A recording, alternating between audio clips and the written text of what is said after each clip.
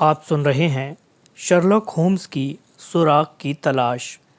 कहानी के अनुवादक हैं नानक चंद और आवाज़ है जावेद अख्तर की।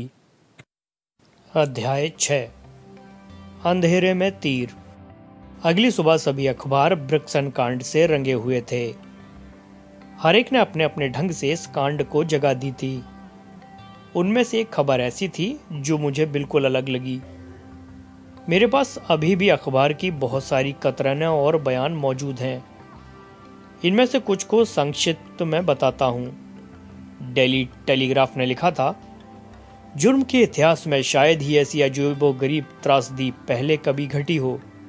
मृत व्यक्ति का जर्मन नाम किसी मकसद की गैर मौजूदगी और दीवार पर लिखी इबारत से सभी राजनीतिक शरणार्थियों और क्रांतिकारियों द्वारा किए जा रहे उत्पीड़न की ओर इशारा करते हैं। अमेरिका में समाजवादियों की बहुत सारी शाखाएं हैं और इसमें कोई शक नहीं कि मृत व्यक्ति ने उनके अलिखित कानून का उल्लंघन किया और मारा गया। कुछ चर्चित शख्सियतों डार्विन सिद्धांत, मोल्थस सिद्धांत और रेडक्लिफ हाईवे हत्याओं का जिक्र करने के बाद अखबार ने आखिर में सरकार की भर्त्सना और इंग्लैंड में विदेशियों पर कड़ी नज़र रखने की हिमायत की। स्टैंडर्ड का कहना था कि इस तरह के गैर कानूनी कामों को अक्सर उदार शासन में ही अंजाम दिए जाते हैं। ये जनता के भटके हुए मन और प्रशासन की कमजोरी की उपज है। मृत व्यक्ति एक नेक अमेरिकी था और कुछ हफ्तों से इस महानगर में रह रहा था। वह ट्रक ओए ट्रेरिस कैम्बरवेल में मैडम कॉरपेंटियर के मकान में ठहरा हुआ था। उसका प्राइवेट सेक्रेटरी जोसेफ स्टेंजरसन सफ़र में उसके साथ था। मंगलवार को दोनों अपनी मालकिन से विदा लेकर लिवरपूल एक्सप्रेस पकड़ने के लिए ह्यूस्टन स्टेशन की ओर रवाना हुए थे। बाद में उन्हें प्लेटफॉर्म पर इकट्ठे देखा गया था। बाकी जानकारी ह्यूस्टन से कई मील दूर ब्रिक्सन रोड के खाली मकान में ड्राइवर की लाश मिलने के बाद दर्ज की गई। वह वहां कैसे पहुंचा, उसकी यह दुर्गति कैसे हुई, यह सब सवाल हैं जो अभी तक पहेली बने हुए हैं। स्टेंजरसन का कोई अता पता नहीं। हमारे लिए खुशी की बात है कि स्कॉटलैंड यार्ड के दो काबिल जासूस लिस्ट्रेड और ग्रेगसन इस केस में लगे हुए हैं और उम्मीद की जाती है ये नामी अफसर जल्द ही इस मामले की गुत्थी को सुलझा लेंगे। डेली न्यूज़ की राय में इस जुर्म की कड़ियां राजनीति से जुड़ी हुई हैं। महाद्वीपीय सरकार में उदारवाद की निरंकुशता और नफरत ने हमारे समुद्री किनारों पर ऐसे लोगों को धकेल दिया है जिन्हें दर्द और अन्याय ना मिलता तो शायद वे सभ्य नागरिक होते। इन लोगों में सम्मान के विषय में कठोर नियम हैं और उसके उल्लंघन का मतलब सिर्फ मौत है। सेक्रेटरी स्टेंजरसन को तलाशने के भरसक प्रयास किए जाने चाहिए और मृत व्यक्ति के चाल चलन का पता लगाया जाना चाहिए। जिस किराए के मकान में वह रह रहा था उसे खोज लिया गया है। यह एक बड़ी कामयाबी है। इसका श्रेय स्कॉटलैंड यार्ड के मिस्टर ग्रेगसन की सतर्कता और मेहनत को जाता है। शर्लॉक होम्स और मैंने नाश्ते के दौरान इन खबरों को पढ़कर अपना काफ़ी दिल बहलाया। मैंने पहले ही बता दिया था कि लेस्ट्रेड और ग्रेगसन ज़रूर बाजी मार ले जाएंगे। ये तो वक्त ही बताएगा। भगवान तुम्हारा भला करे। इस बारे में कोई ख़ास अहमियत नहीं है। अगर कोई पकड़ा भी जाता है और ऐसा उसके प्रयासों की वजह से होगा, और अगर वह बच जाता है तो लोग कहेंगे कि उनके प्रयासों के बावजूद ऐसा हो गया। चित भी मेरी और पट भी मेरी। वह कुछ भी करें, लोग उनकी तारीफ ज़रूर करेंगे। क्या मतलब? मैं बोला। तभी हमें हॉल में कदमों और सीढ़ियों पर हमारी मकान मालकिन की गुस्से भरी आवाज़ साथ साथ सुनाई दी। यह गुप्तचर पुलिस फोर्स की बेकर स्ट्रीट डिवीज़न है, होम्स ने गंभीरता से कहा। उसने अपनी बात ख़त्म ही की थी कि आधा दर्जन निहायत ही गंदे और फटेहाल अरबी लड़के कमरे में दाखिल हुए। सावधान!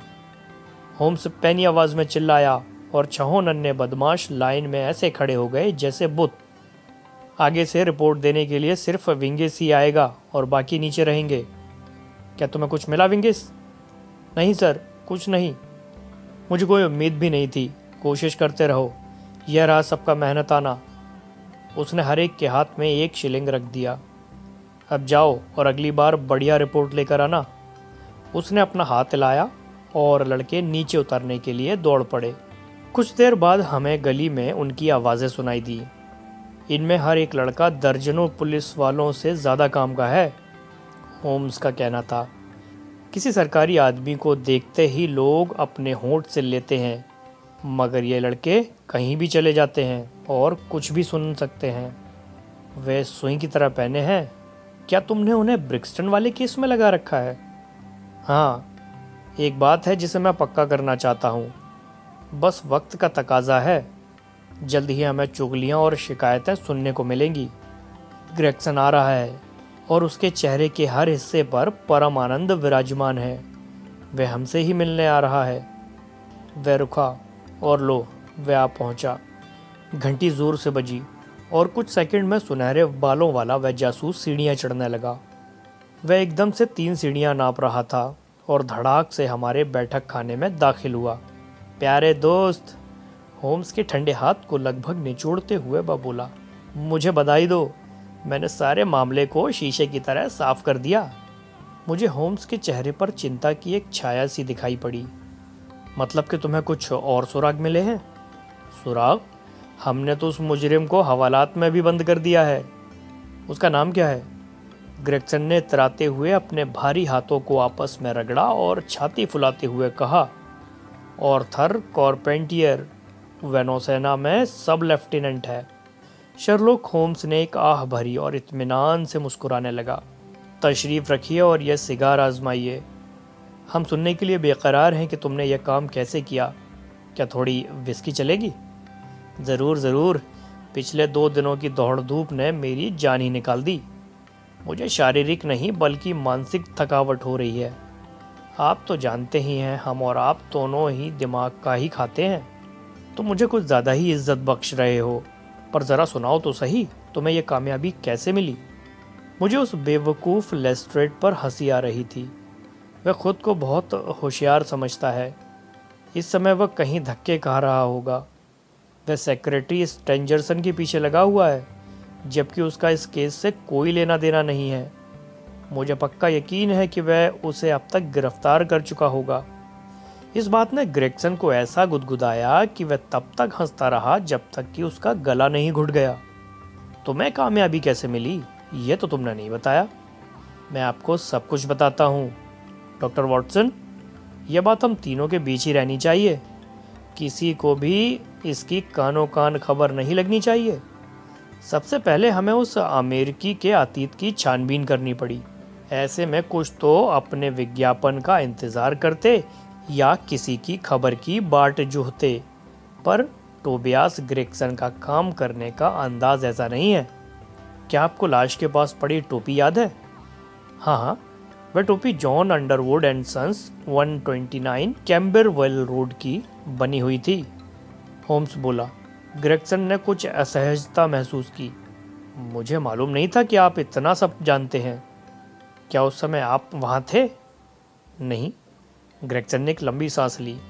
चाहे कोई चीज़ मामूली क्यों ना हो, उसे अनदेखा नहीं करना चाहिए।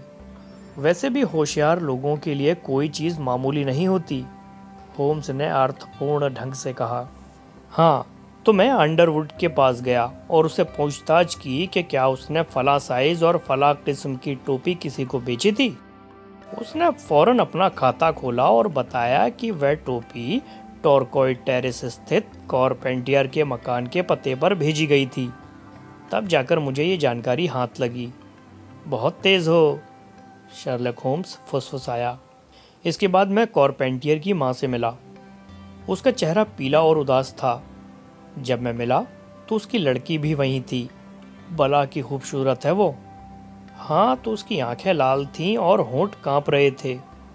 यह बात मुझसे छुप ना सकी। मुझे दाल में कुछ काला नजर आया। शर्लोक, आपको तो मालूम ही है कि जब शक पक्का हो तो एक रोमांच सा महसूस होता है। मैंने उससे पूछा कि क्या उसे अपने पुराने किराएदार मिस्टर इनोक जे ड्रिबर की रहस्यमय मौत की जानकारी है। उसने हामी भरी। उसके मुंह से शब्द भी नहीं निकले, मगर लड़की फूट फूट कर रोने लगी।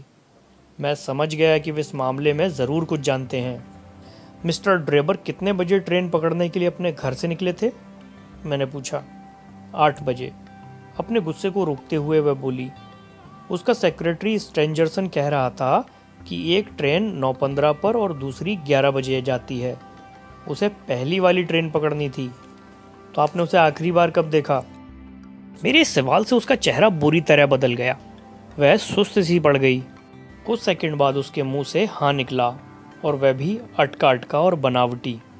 कुछ देर तक खामोशी छाई रही और उसके बाद उसकी बेटी शांत व स्पष्ट आवाज़ में बोली, माँ, झूठ बोलने का कोई फ़ायदा नहीं। हमें सब कुछ साफ साफ बता देना चाहिए। हमने मिस्टर ड्रेबर को दोबारा भी देखा था।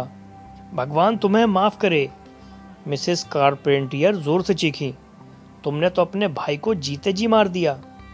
ऑर्थर भी यही चाहता था कि हम सच बोलें, लड़की ने दृढ़ता से कहा। बेहतर होगा कि आप सच सच बता दें।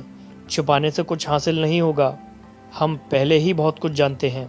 फिर मिसेस कारपेंटियर मेरी तरफ मुड़कर बोली, मैं आपको सब कुछ बता देती हूँ। यह ख्याल मन में मत लाना कि मैं अपने बेटे के बारे में चिंतित हूँ। वह बिल्कुल बेकसूर है। मेरी चिंता तो यह है कि दुनिया की नज़रों में वह मुजरिम ठहराया जाएगा, पर ऐसा हरगिज़ नहीं हो सकता। उसका चाल चलन बिल्कुल पाक और साफ है। बेहतर होगा कि आप एक एक करके सच्चाई बता दें। अगर आपका बेटा बेकसूर है तो उसे कुछ नहीं होगा। उसने लड़की को वहाँ जाने के लिए कहा और फिर बोली, मैं कुछ भी नहीं बताना चाहती थी, पर जब मेरी बच्ची ने यह कह ही दिया है तो अब कोई चारा नहीं है। मैं सब कुछ बता देना चाहती हूँ। इसी में समझदारी होगी, मैं बोला। ड्रेबर हमारे साथ लगभग 3 हफ्तों से रह रहा था। वह अपने सेक्रेटरी के साथ यूरोप की सैर पर निकला था। मैंने उनके बक्सों पर कोपेनहेगन का लेबल लगा हुआ देखा था। मुझे अंदाज़ा हो गया था कि यह उसकी खरीदारी की आखिरी जगह होगी। स्टेंजरसन गंभीर और अंतर्मुखी था, पर उसका मालिक, मुझे कहना नहीं चाहिए, बिल्कुल उससे उलट था। उसकी आदतें खराब थीं और वह जाहिल किस्म का इंसान था। यहाँ पहुँचने की पहली ही रात उसने इतनी शराब पी कि अगली सुबह 12 बजे तक उसे होश नहीं आया।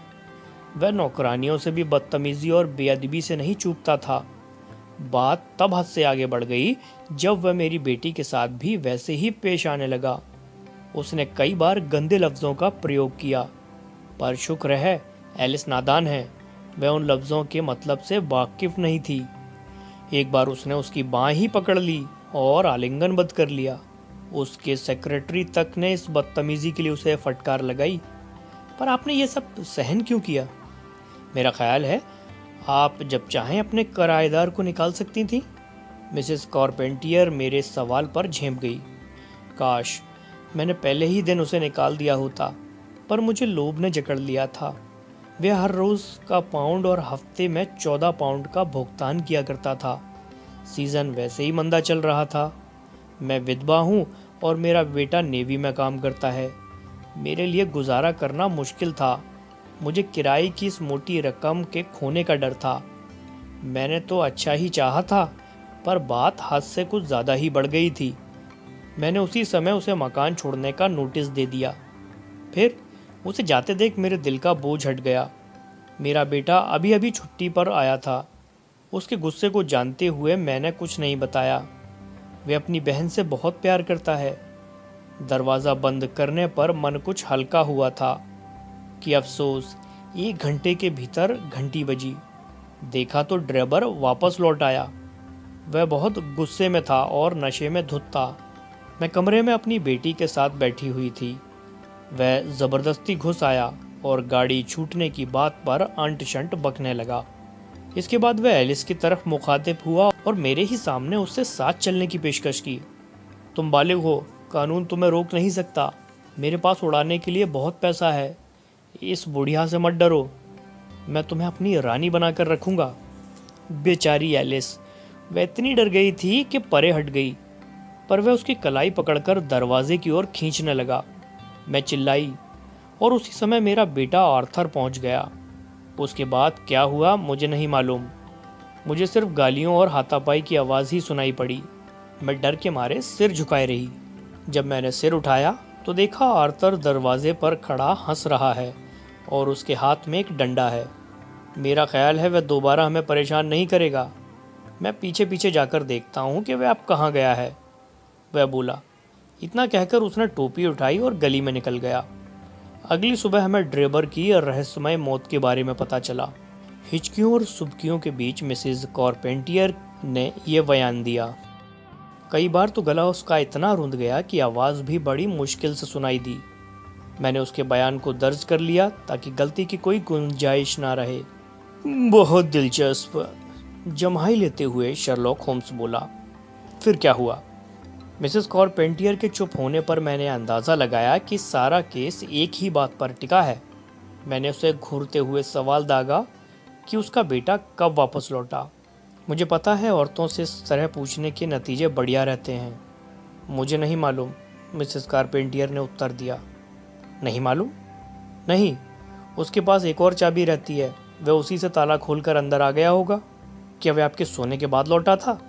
हाँ। आप कब सोई थी? तकरीबन 11 बजे। इसका मतलब आपका लड़का 2 बजे गया था। जी। शायद 4 या फिर 5 बजे। शायद। उस दौरान वह क्या करता रहा? मुझे नहीं मालूम। उसके होंठ सफ़ेद पड़ गए थे। उसके बाद तो कुछ करना ही नहीं था। मैंने पता लगाया कि लेफ्टिनेंट कॉर्पेंटियर कहाँ हैं।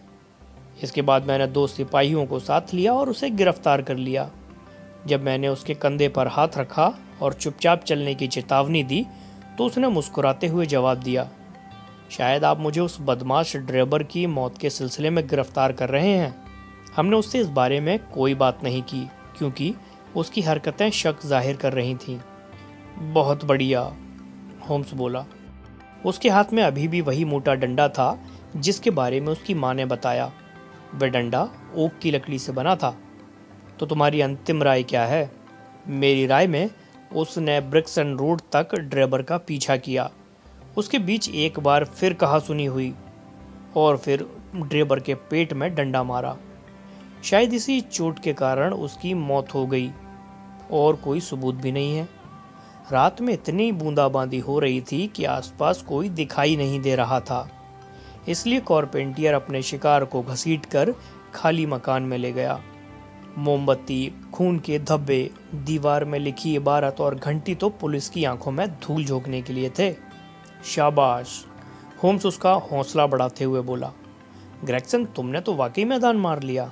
छोटा मुंह बड़ी बात होगी, पर चलो मैं कह देता हूँ कि मैंने पूरी सफाई से यह सारा काम किया। कॉर्पेंटियर ने खुद बयान दिया है जिसमें उसने कहा कि उसने ड्राइवर का पीछा किया, पर उसे यह बात पता चल गई थी, इसलिए उसने टैक्सी पकड़ ली और चंपत हो गया। घर आते समय वह अपने एक जहाज़ी साथी से मिलने गया था और वह उसके साथ काफ़ी दूर तक पैदल भी घूमा। ये पूछे जाने पर कि उसका साथी कहाँ रहता है, उसने कोई संतोषजनक उत्तर नहीं दिया। मेरे ख्याल से सारा केस सुलझ गया है। मुझे तो लेस्ट्रेड के बारे में सोचकर हंसी आ रही है। न जाने वह कहाँ भटक रहा होगा।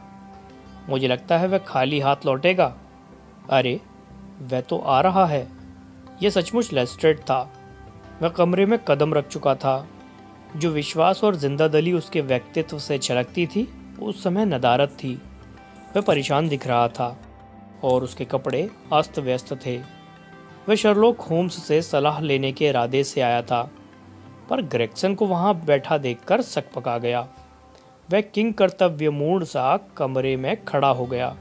यह अलग तरह का और उलझा हुआ केस है, हकलाते हुए ग्रेगसन बोला। ओह, तो तुम इस नतीजे पर पहुंचे हो? ग्रेगसन चहकते हुए बोला। क्या तुम सेक्रेटरी जोसेफ स्टेंजर से मिले थे?